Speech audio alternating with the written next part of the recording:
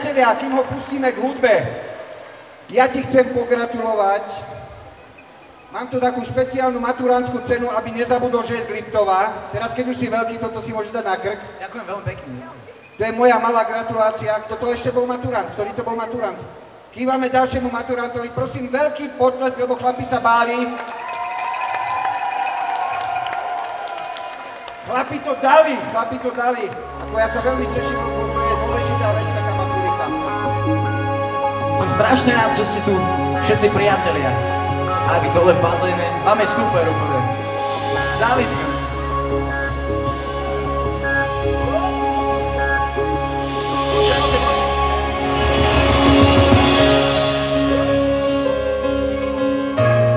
A ste tu, nepočujem vás!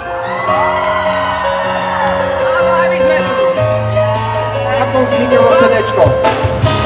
Pomaly, skoro rok. To je dobré. Ktorá pesnička je najťažšia? Najťažšie ako na váhu? No?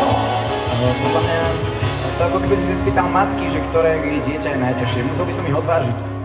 Môžem sa báť, že ťa stratím, môžem sa stratiť navždy, čo tvrdí každý, kto chce ťa mať aspoň trochu rád.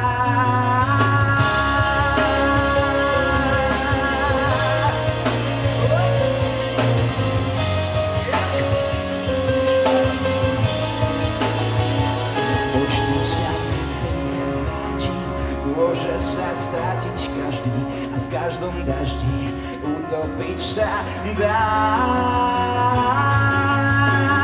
A istokrát si vymýšľajú na nás časovraty. Na čo je to dobré, keď nemáme čo stratiť? Odpovie mi niekto, nikomu to nepoviem. Chcem len vedieť, či áno alebo nie.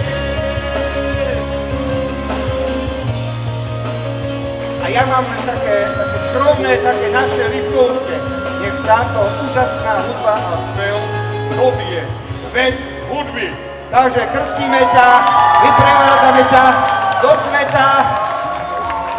Nech si také poctivé CDčko ako chlapi a babi, čo ho stvorili, čo ho na tomto javisku pre vás pripravili. A týmto považujeme CDčko za svoné. A som aj ja to krstený. Dobre, a teraz teba, a dáme si do kamo.